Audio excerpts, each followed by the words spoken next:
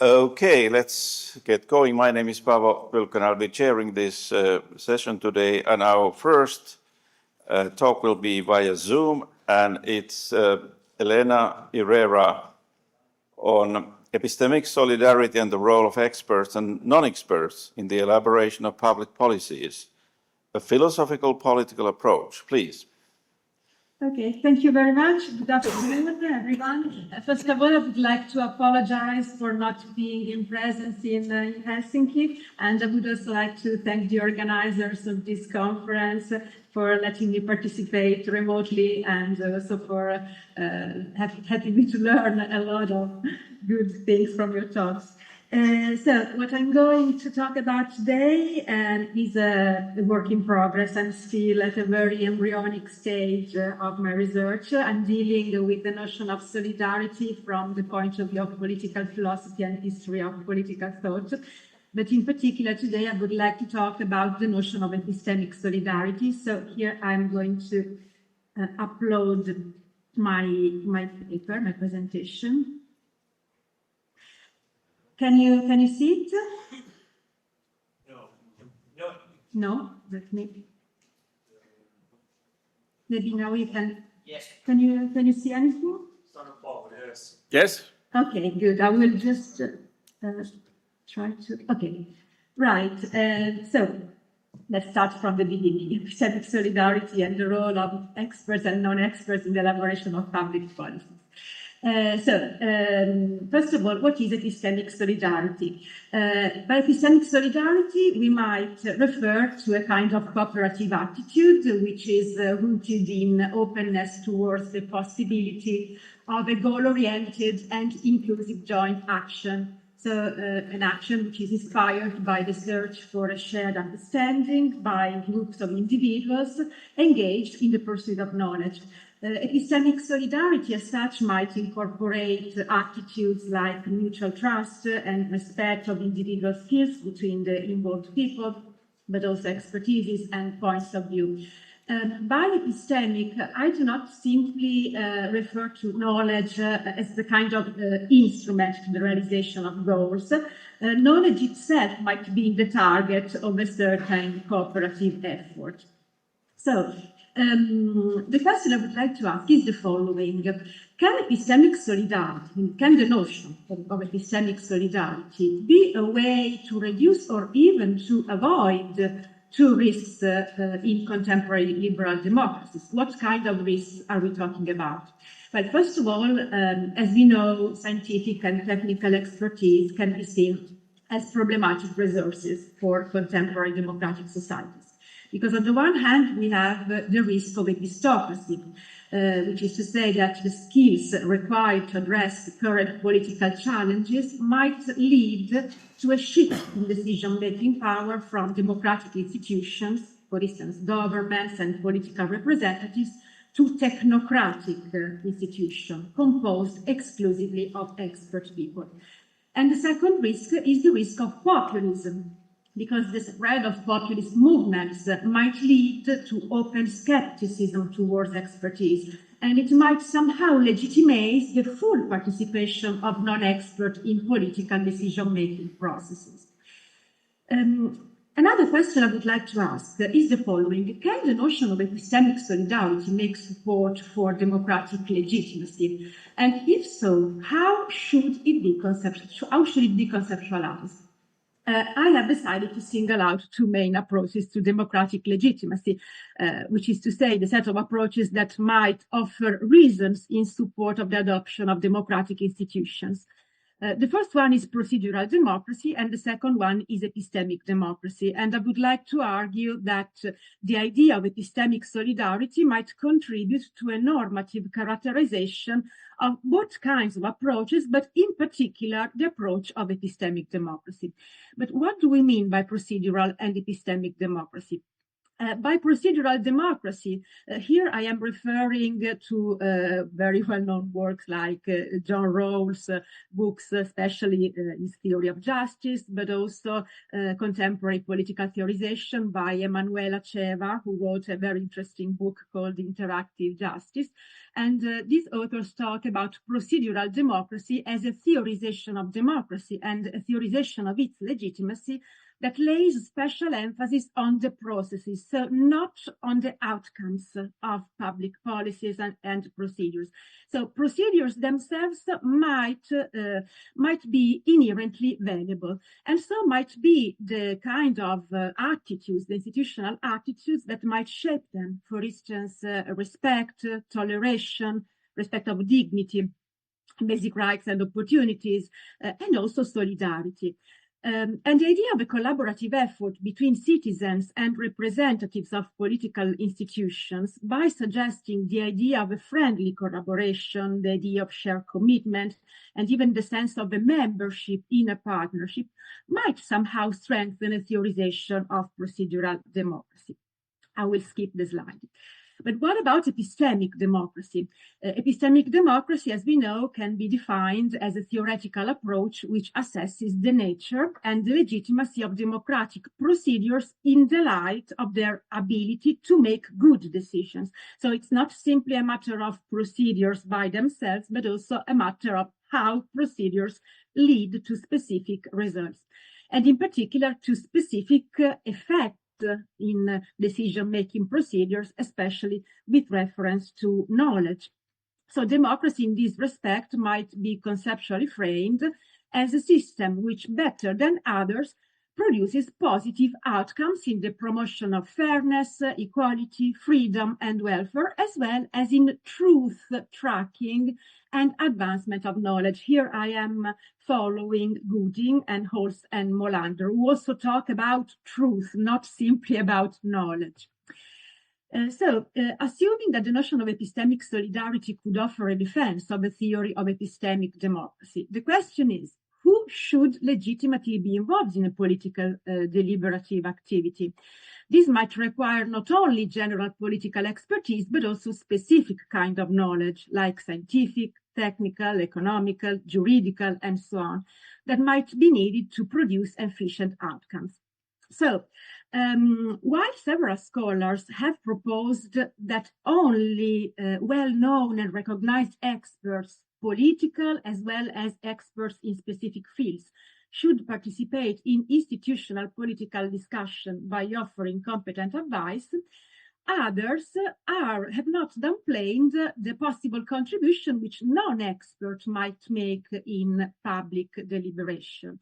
So, what is my thesis? First of all, I suggest that from the point of view of the relationship between epistemic solidarity and democratic legitimacy, I would say that epistemic solidarity is eminently, not only, but eminently suited for a conceptualization of the idea of epistemic democracy. So, solidarity-based procedures of collaboration between experts and non-experts might produce better results. And the main thesis of my paper is that the notion of epistemic solidarity might encourage a discussion on an outcome-directed democracy which rules out a scenario in which only experts are ruling, but at the same time valorizes and prioritizes the contribution of experts in comparison to non-experts. So the main idea is that epistemic solidarity could be framed as a collaborative effort between non-experts who might have some sort of ideas on the things discussed in politics and in specific fields. And experts who should have a coordinative role. So experts should be at the basis. I shall hypothesize that the idea of epistemic solidarity can successfully be applied in the following domains of human agency. So first of all, within a certain technical field. For instance, the medical field, I'm not going to say that non-expert people in the medical field should give advice to doctors, but patients, for instance, might offer their point of view of the specific disease they have, on the things they are experiencing. So epistemic solidarity could improve and empower a discussion on the internal institutional organization related to the field, or the relevant dynamics of cooperation between the involved parties, and see a shared understanding of specific problems which that domain of study and application could contribute to framing and solving. But the idea of epistemic solidarity might also be used in the field of public democratic deliberations that mainly require a display of moral reasons, and might specifically, or at least not primarily, require technical scientific competence. Just to give you an example, I'm talking about discussion about LGBTQIA plus rights, abortion, the acceptance or sanctionability of specific forms of civic disobedience, although we know that such issues might certainly invite speculation and critical discussion from experts in fields like ethics, bioethics, law, etc. And another domain in which the idea of epistemic solidarity could be applied is in public deliberation, in which epistemic advice is crucial, for instance, in the fields of health, climate change, the studies on climate change, agricultural technology, and so on. So we might have different degrees of expertise, and also people who, although being non-expert, might somehow contribute to the discussion. So, first of all, we need to talk about expertise, experts, what is an expert in general, and what is expertise? Third, can we speak about political experts? And in case we can, how do they differ from experts in specific and well-defined scientific and technical domains? And the last thing is that in order to talk about expertise and epistemic solidarity, we need to clarify what solidarity is. And in particular, I am interested in the relationships between solidarity and justice. Unfortunately, I won't have time to discuss the issue in detail, but I can simply say that I try to follow Jürgen Habermas in his theorization of solidarity as the other coin, the other side of the coin of justice. What does it mean? It means that especially liberal democracies, in contemporary democracies, justice and solidarity might have to do with the same issues. So they are both attitudes that might be institutionalized. But Habermas seems to say that in the case of simple justice, pure justice, we have a sort of respect, impersonal respect between people. Whereas in the case of solidarity, what we have is the same kind of respect and tendency to ensure justice in cooperation. But this kind of partnership should be premised on the awareness, the shared awareness that people are in a relationship, they are in a community. And by community, I don't necessarily mean a partnership in which people do not have disagreements. Disagreements might occur. In fact, well, I am also following a distinction made by the sociologist Jody Dean between a sort of homogeneous solidarity in which people actually share the same substantive views on justice, and a kind of reflective solidarity, which is to say that people have the awareness of being part of a partnership. Nevertheless, they might be ready to listen to other people's advices. They might be ready to revise their initial opinions, and to use John Rawls' words, we might say they might try to strike a balance and reach a kind of reflecting equilibrium.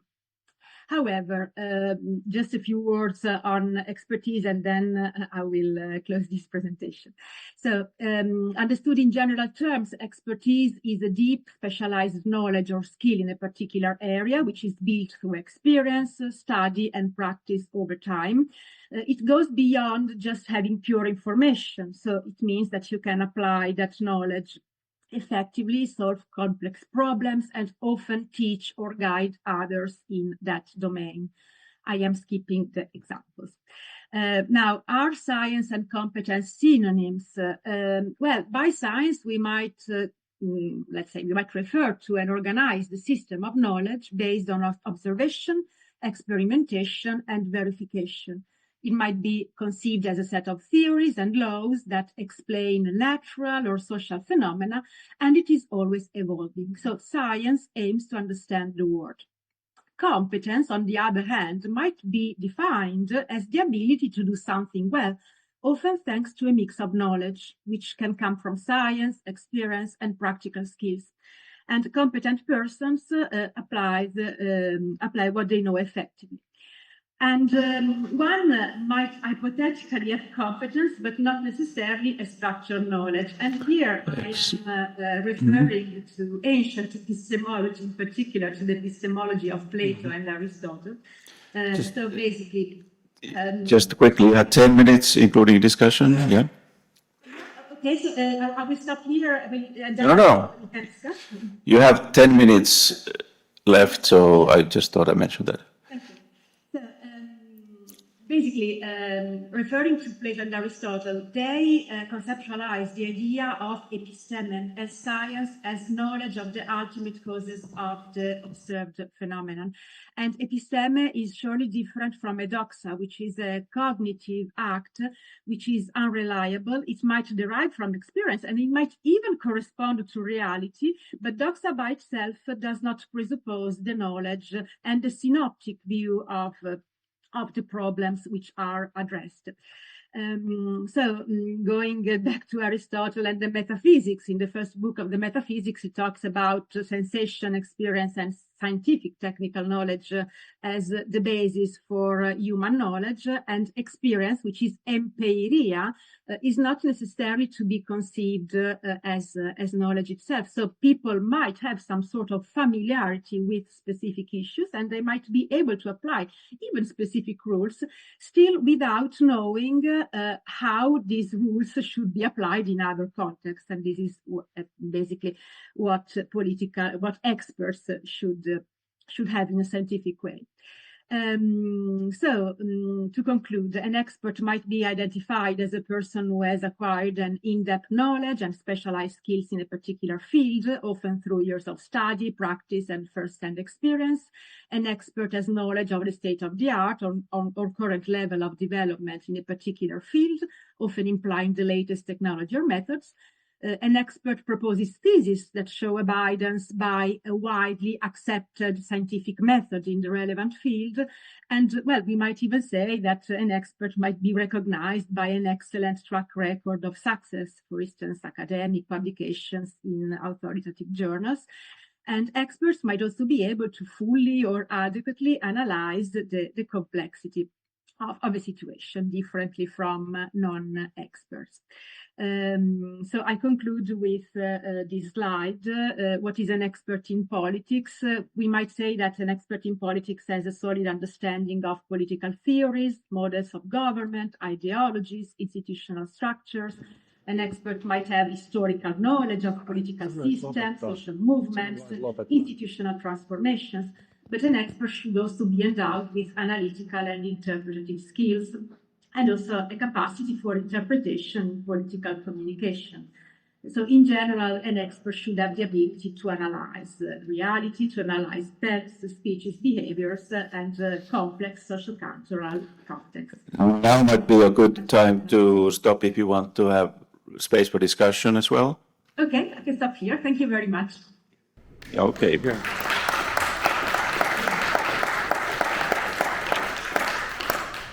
Well, let's see. All right. There is the first one, yes. Lauri, catch.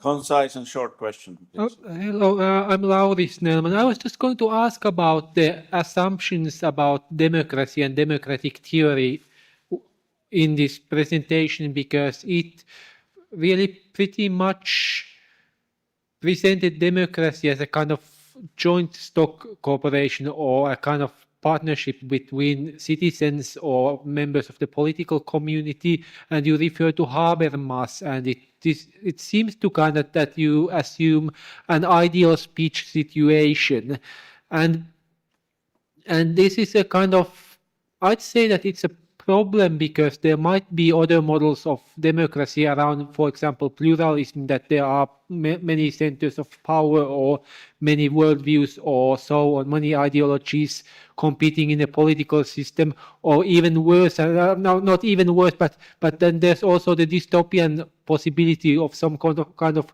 populism or Schmittianism that is now basically running through the political system. So would this kind of project benefit if you kind of described your assumptions about democracy and democratic theory and contrasted all these kind of different models of democratic theory, this kind of Habermasian versus liberal pluralist versus agonistic Smithian or even populist ones? Okay, thank you very much. That's a really useful suggestion. I'm really thankful. So first of all, concerning the main assumptions of my paper, especially with reference to democratic theory, as you correctly said, I am talking about an idealized situation. I'm offering an ideal picture. Basically, I tended to refer to Dewey, to John Dewey, who offers a pragmatic perspective on the relationships between experts and non-experts, especially makes a reference to the differentiation of the tasks that experts and non-experts should have. And Dewey also talks about the possibility of an ideal democracy in which experts are somehow training the non-experts by offering a good informational environment in which non-experts can gain knowledge.